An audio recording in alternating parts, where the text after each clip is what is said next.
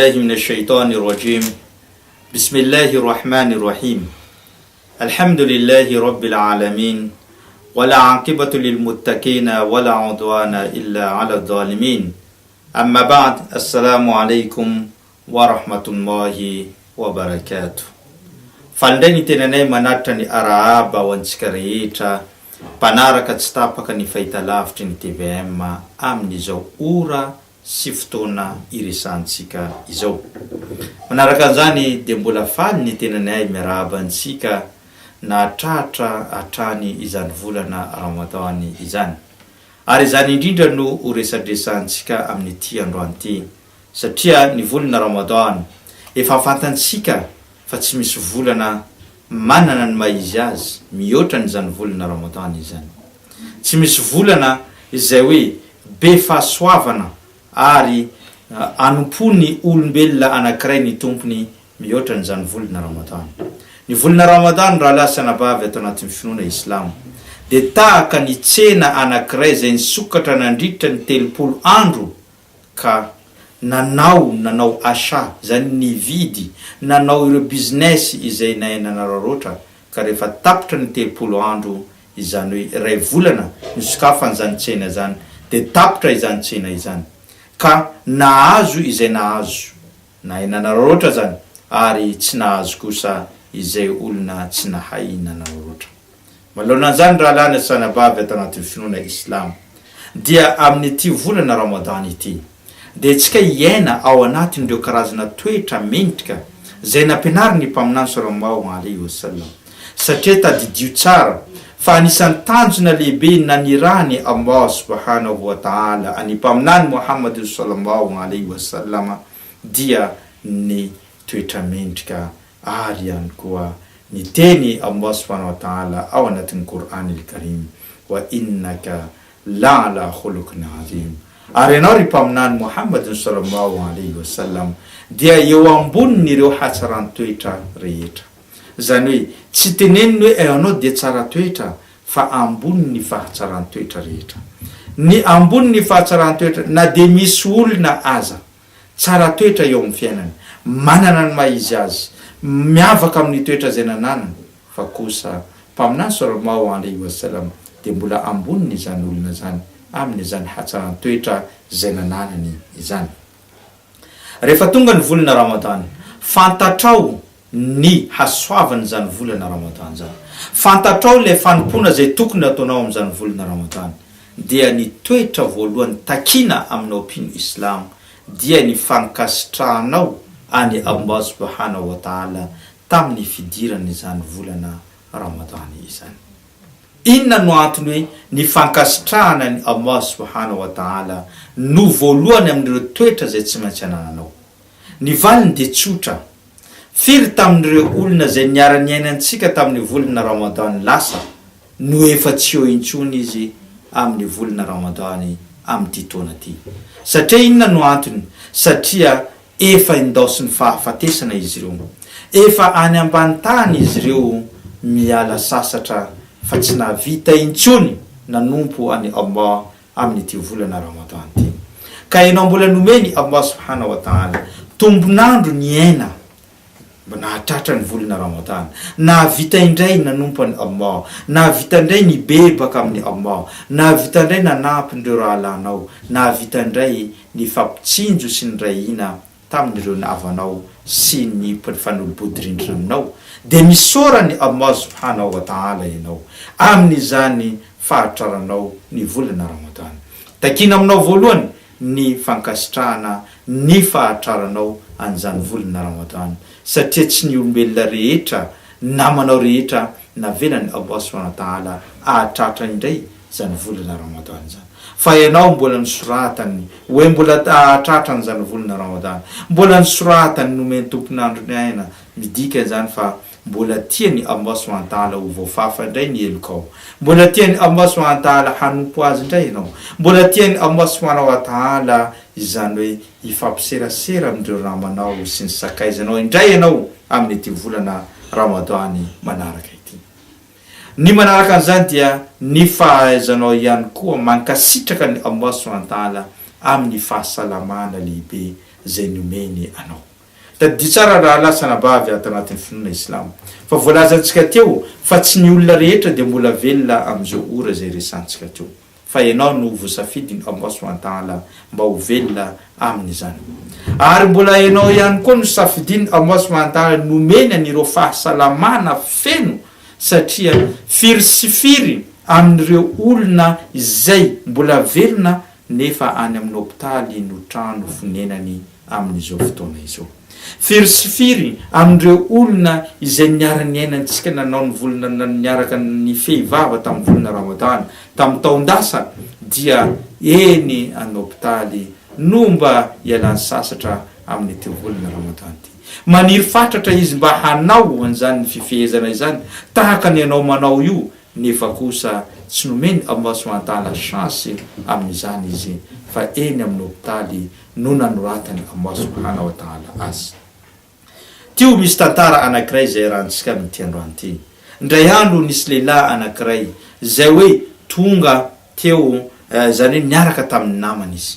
Rehefa izy niaraka tamin'ny namany nijery izy ireo namany niaraka tamin'ny namany izy nahita ireo karazana trano mijoalajoala, ireo fiara maro samihafa, ireo karazana vola amankarena zay miparitaka ny olona miasa, tsara fitondratena, tsara ny zavatra ao anatin'ny trano, ny midadasika ny jardin zay ananany, dia niteny izy manao tamin'ny namany iny manao hoe aina kunna lamma kusima tilka al-amwal.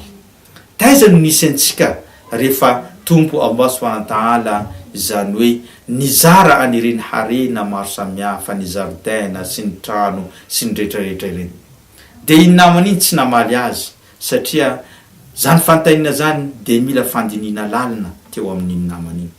Ka ndray andro ihany koa izy ireo dia tafaraka mba namangolona teny amin'ny hôpitaly. Rehefa niditra ny hôpitaly izy dia eto misy nitapaka tongotra, ery no misy maratra, ato misy an'izany hoe marary loha, ery misy anaovana opération, ery misy, dia nantany ny namany iny taminazy manao hoe aina kunna lamma kusima tilka al-amrad.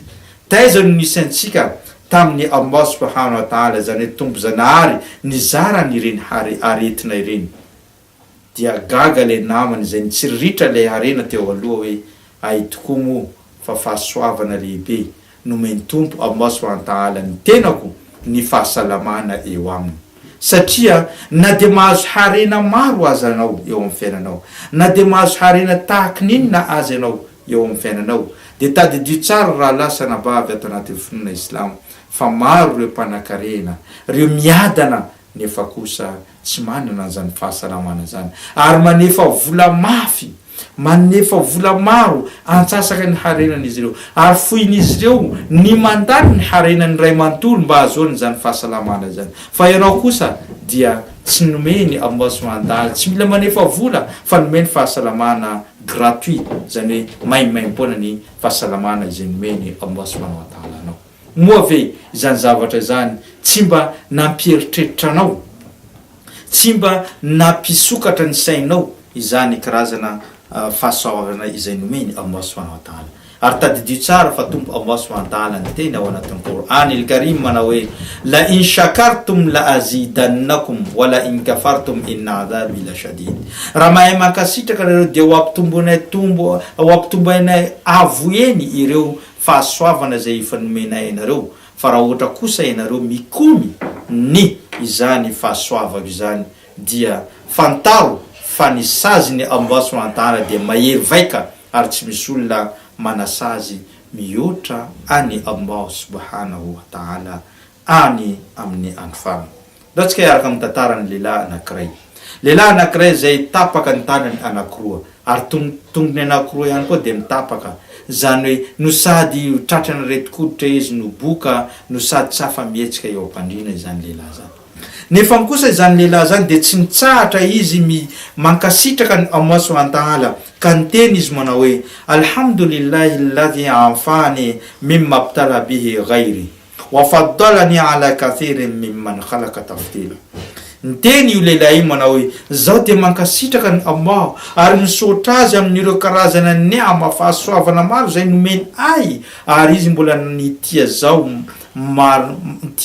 mihoatra n'ireo olona maro eto ambony tany. de rehefa nahenao an'zany namerimberina zany doan zany io lehilahy io nisy lehilahy ray teo akaiky ny nahenao an'zany de niteny izy hoe inona ny fahasoavana zay nomeny Allah subhanahu wa ta'ala. Moa ve tsy anao ilay tapaka tanana anankiroa, tapaka tongotra anankiroa, boka ary tsy mihetsika eo ampandrina, mbola inona ny fahasoavana izay nomeny Allah subhanahu wa ta'ala anao ka mahatonga anao idera any Allah subhanahu wa ta'ala tahaka zany? De namaly iny rangahy iny manao hoe ashkurullah an wahabani lisanan dhakiran wa qalban khashian wa badanan ala albala'i sabiran. Zao izy dia misaotra ny Allah subhanahu wa ta'ala satria mbola nomeny lela mahay mankasitraka azy, ary wa qalban khasha, ary fo mahay matahotra azy tombo Allah subhanahu wa ta'ala, wa badanan ala albala'i sabiran, ary vatana nomena ireo karazana fahasoava fitsapana maro samihafa nefa kosa mbola nahay niaritra izany vatako izany. Zany nahatonga ny lehilahy iny nidera ny Allah, nankasitraka ny Allah amin'ny fahasoavana izay nomeny azy, na de tapaka aza ny tanany anankiroa, na de tapaka aza ny tongony anankiroa, na de tsy afa-mihetsika eo ampandrina izy. Zany hoe ianao izay mbola afa-mihetsika eo ampandrina, ianao izay mbola afaka misy tanana anankiroa, misy tongotra anankiroa, moa ve tsy hay ankasitraka ny Allah? Moa ve tsy mba ahay an'izany hoe fahasoavana nomeny Allah subhanahu wa ta'ala anao zany? Ka mahaizanao mankasitraka any Allah subhanahu wa ta'ala. Mbola misy ihany koa tantara anankiray zay nisy lehilahy anankiray zay hoe tsy de manan-karena izy ary mahatsapa fa mijaly izy eo amin'ny fiainana zay nisy azy, ka tonga izy nanantona manam-pahaizana anankiray. Rehefa tonga teo nanantona manam-pahaizana anankiray izy de niteny izy hoe zaho mba angatao amin'ny Allah mba hoe ahazo ireo fahasoavana maro samihafa. De inona zavatra zay niteneniny manam-pahaizana iny taminy? Moa venao izy faly raha ohatra ka ianao omena 10 miliara nefa masonao jamba. De niteny iny lehilahy hoe tsy mankasitraka an'izany zao. De niteny ihany koa lehilahy iny manam-pahaizana, moa ve tianao raha omena 10 miliara anao nefa ny tananao anankiroa sy ny tongotrao anankiroa tapaka? De niteny iny lehilahy hoe tsy tiako zany. Ary mbola niteny ihany koa iny lehilahy iny, moa ve tianao raha ohatra ka omena 10 miliara anao nefa anao marenina na tsy mahay miteny? De niteny izy hoe tsy tiako zany zavatra zany. De niteny iny manam-pahaizana iny hoe ka mankasitrahany Allah subhanahu wa ta'ala ianao, satria le fahiratana ny tanana anankiroa, ny fahalasana dala sy ny tariny tsy nomeny Allah subhanahu wa ta'ala anao, fa nomena ny fahasalamana izany anao. Fa raha ohatra nomena an'izany vola izany anao nefa nitapahany tananao, de inona zavatra zay natonga? De nanomboka teo iny lehilahy iny nahay fa hoe ny fankasitrahany Allah subhanahu wa ta'ala de anisan'ny zava-dehibe eo amin'ny fiainana eto ambony tany. Zay no toetra anankiray zay niraisintsika tamin'ity androany ity, ka mangataka amintsika mba anana zany toetra mahay mankasitraka any Allah subhanahu wa ta'ala zany, ary isotra azy mandrakariva na inona zavatra zay nataony taminao, na manan-karena ianao na tsy manan-karena ianao, na mahanitra anao na ihany koa anao marary, na ianao salama, na misy zavatra hoaninao anao, fa rehefa nahatratra amin'ny volana Ramadan de mahaiza mankasitraka ny Allah subhanahu wa ta'ala, fa tsy olona rehetra nomena an'izany chance nahatratra an'izany volana Ramadan zany. Ety ampamaranina de misaotra anareo nanaraka ny fandaharantsika tamin'ity androany ity. Isorona ihany koa nareo zay miantso amin'ny antso antarby ary mbola miandry ny antso antarby sy ireo karazana hoe conseil na torohevitra avy any aminareo anatsarantsika amin'ny fandaharana, ary tadidio tsara fa ity fandaharana ity dia rahanao amin'ny fikambanana as-siratul mustaqim zay tsy mitsahatra izy ireo mifandrimbona mifanampy mba hanatsara ny tontolon'ny finoana islam sy tontolon'ny anareo mpiaino ihany koa. Zay ngamba ny nandroany fa misaotra anao nanaraka an'izany hatramin'ny farany. Wa akhir da'wana anil hamdulillahi rabbil alamin. Wassalamu alaikum wa rahmatullahi wa barakatuh.